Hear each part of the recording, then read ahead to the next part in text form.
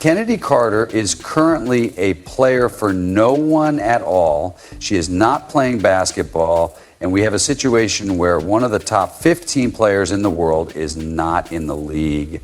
The backlash was swift and severe, but this push is only the beginning of Carter's history, which is coming back to haunt her. We're talking about locker room drama, teammate feuds, and now complete rejection from the league. I don't know why people are so shocked, but my goodness, Chennedy Carter deserves a play. Did you all forget what happened last year with her and Caitlin Clark, and then she refused to take responsibility for what she did? I don't know why people are so surprised, but I'm going to break down all the messy details that led up to this moment. From the tension in the locker room to the heated shove on Caitlin Clark. Buckle up, because this story is about to get wild. It's not just about the push. Carter has been a ticking time bomb, fighting with teammates at every turn, and now she's out of a job again. 4 teams have given her a chance, but she left, leaving them wondering on Twitter. We're back at it, and their rivalry is as fierce as ever. It's packed, tensions are high, and Clark is on fire. Loco makes this possession logo shot for Clark, the Indiana Fever, and they make sure the ball moves around until it gets back in Caitlin's hands. When she gives the ball up, the Fever goes on a 15-2 extended run from the end of the first quarter, but then Carter loses it. She shoves Clark hard in the middle of the game, and the entire stadium falls silent as if someone pressed the pause button. It's one of those moments when time seems to stop, and everyone is trying to process what they just witnessed. Clark, that's obviously a foul that was called. The question is, will they call it unnecessary? Chennedy Carter, the WNBA president's jaw is on the ground, and Clark looks like she can't even believe what just happened. Carter doesn't even apologize. She just stands there as if it's no big deal. Can you imagine being in a league where pushing someone is taken so seriously?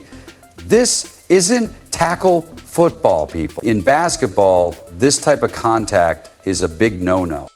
Foul, it really upset a lot of people, which really made the situation worse. But wait, it gets even worse. After all the drama, what does Carter do? She doesn't apologize or explain anything. She just shrugs like it's no big deal. When reporters ask her about it, she just says, "I'm not answering any Clark questions. If silence could spark a fire, this one's an inferno play." Before bumping in with KN, it seemed like she turned to you a little after the F question. Did she say anything to you?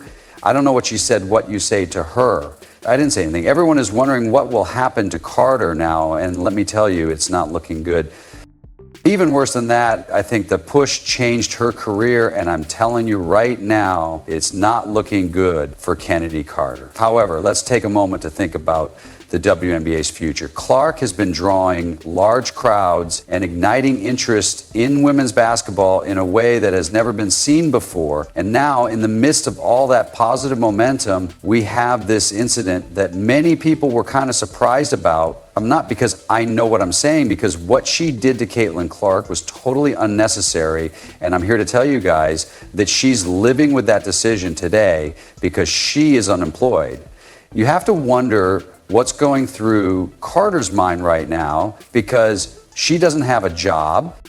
Was it just a moment of frustration that went too far? What about Clark? She's handled this whole situation like a pro, but you know it must be affecting her. Imagine working so hard to become one of the best players in the league, only to have someone try to literally push you down. When Tyler Marsh gave the press conference, he talked about Angel Reese and Cardoso, who I believe is going to be a WNBA star, but he didn't really mention Chennedy Carter at all. This caused a lot of a stir on social media, with fans taking sides, sharing videos of the incident, and discussing what should happen next. It seems like the entire basketball world is waiting to see how this all plays out. Take a chance on her. The problem is that this isn't just about Carter and Clark anymore. It's about the WNBA drawing a line in the sand and setting a precedent for the entire league. How they handle this situation will send a clear message to every player, coach, and fan about what's acceptable and what crosses the line.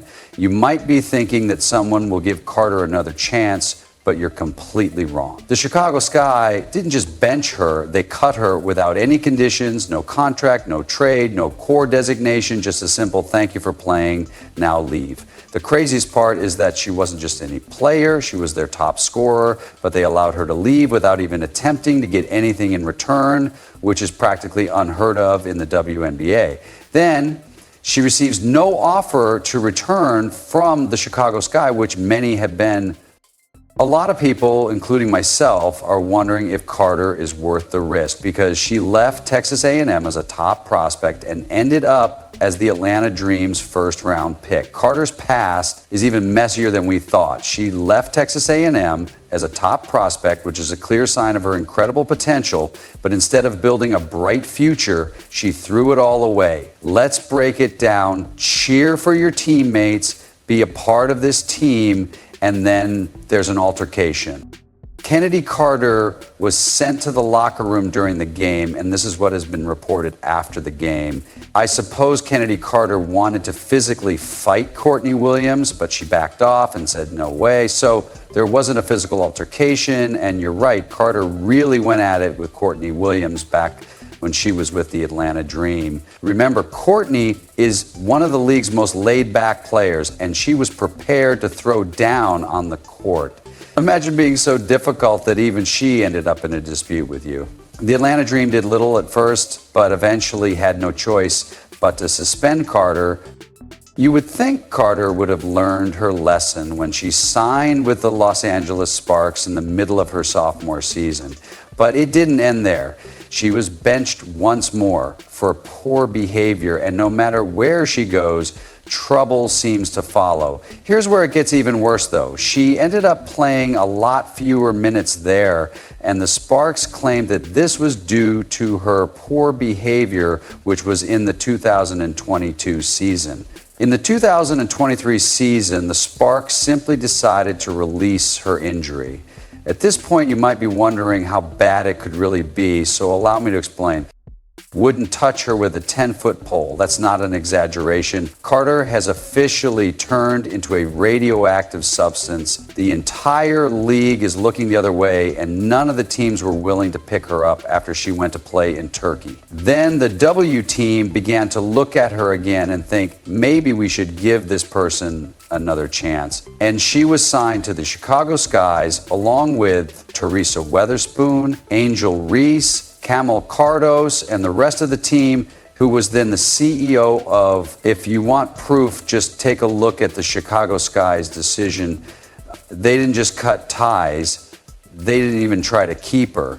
That's significant in the WNBA, is they never let their top scorers walk away for nothing. And when they do, it indicates that their locker room problems are so toxic that they'd rather play shorthanded than deal with the drama. Look, she may be contributing to the culture issue, but that's fascinating. The fallout from Carter's actions is causing the league to take notice, and her reputation has suffered so much that even her unquestionable skill on the court cannot outweigh the drama she brings to the locker room. It's a clear reminder that in professional sports, no matter how talented you are, your attitude can make or break your career.